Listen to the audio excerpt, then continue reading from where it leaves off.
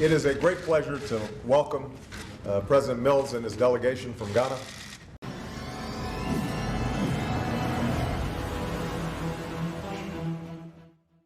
Now we won elections, we came to power.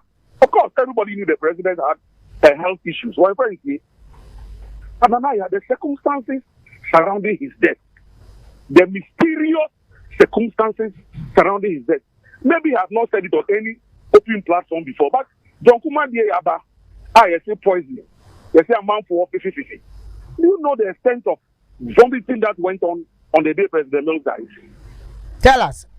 I'm telling you. The extent of vomiting that took place at the castle that day. Vomiting? Yes. I've never said this aspect of his death before. Offay. I'm telling you, blood gushing out of almost all his orifices. Yes. Blood gushing out. Moja. Gushing out. Nanum. No, when I say orifices, yes, today I've said it. Because John Kuma Naba and Ayeka, some man for could be being a poison, a man for and I tell my Effie. Good. Which I'm saying today. That is why some of us suddenly we are calling for an inquest. Let us get to the bottom, because Samia Samuel says that his brother died in his hands. Doctors linked to poisoning. Well, and I'm saying, let Samia Samuel come and deny it. And I walk out Ghana for you, and my brother died in my hands. Your brother was the president of the Republic of Ghana, for goodness sake. Your brother was the president of the Republic of Ghana. How did he die in your hands? FM 95.1. How did he die in your hands? So, if you say he died in your hands, then it means that he died in your hands at the castle. So, did he die at the castle before he was sent to the military hospital? So, Sammy, your brother died in your hands at the castle? And as a communication director, you don't have this information.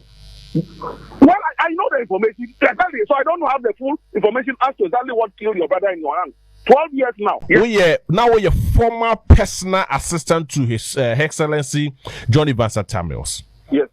What is preventing you? Yes.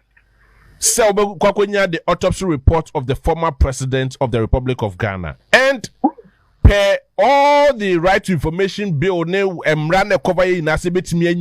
information from any source.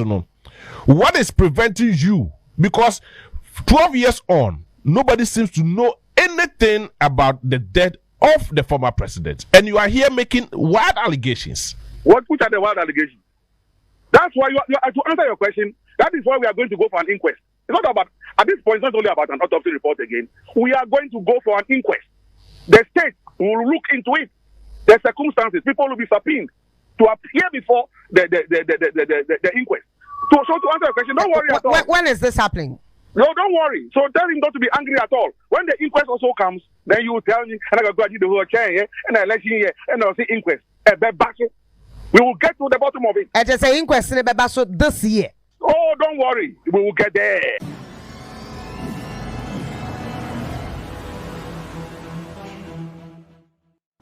This gives me an opportunity to return the extraordinary hospitality that they showed not only me, but also Michelle and Sasha and Malia when we had the opportunity to visit last year. There are sometimes there's sometimes a tendency to focus on the challenges that exist in Africa, and rightfully so. But I think it's important for us to also focus on the good news that's coming out of Africa. And I think Ghana continues to be a good news story. This is a country that has established a strong tradition of democracy. And President Mills and I were comparing notes. We're both up for re-election. But what we agreed to is the fact that regardless of who wins and who loses, our country's commitment to making sure that the people have a voice and determine who it is that represents them in their government is what gives both our countries such strength.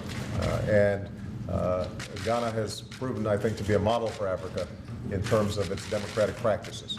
I very much appreciate the efforts that President Mills has taken not only to ensure fair and free elections, but also to root out corruption, increase transparency, make sure that government is working for the people of Ghana and not just for the few. So we're very appreciative of those efforts. In addition, Ghana has become a wonderful success story economically on the continent, in part because of the initiatives of President Mills. You've seen high growth rates over the last several years. Food productivity and food security is up. There's been strong foreign investment. That trade and investment benefits folks back home here in the United States as well. In fact, the President's government recently is collaborating with a number of American businesses to build infrastructure inside of Ghana, which will create thousands of jobs here in the United States. The trade that we engage in creates jobs for tens of thousands of people back in Ghana. So that's a good news story. And what we've also been able to do is collaborate with the Ghanaian government through the Millennium Challenge Corporation. They are a grant recipient, and it has helped to improve a wide range of infrastructure and institutions inside of Ghana. Our Feed the Future program, we've been able to help increase productivity there.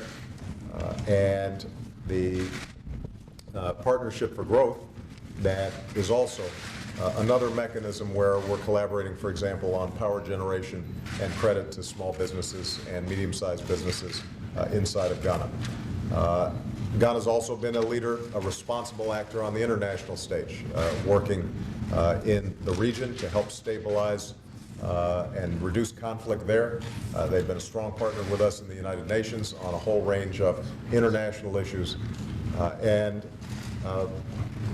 As important, President Mills has consistently spoken out on behalf of human rights and making sure that everyone is treated fairly and not discriminated against inside of his country. So I am very proud of the friendship and the partnership between Ghana and the United States. I am confident that it will continue well into the future, beyond the tenures of these two presidents. And I'm looking forward to having an opportunity to visit Ghana once again sometime in the future. But in the meantime, Mr. President, welcome to the United States. Welcome to your delegation, and we wish you all the best. Thank you. Thank you. Thank you, Mr. President, for this very warm reception. My delegation and I are really honored to be here today. First, to say a big thank you to you, Mr. President, for the honor done us by singling us out for your visit to Africa on assumption of office. It really inspired us.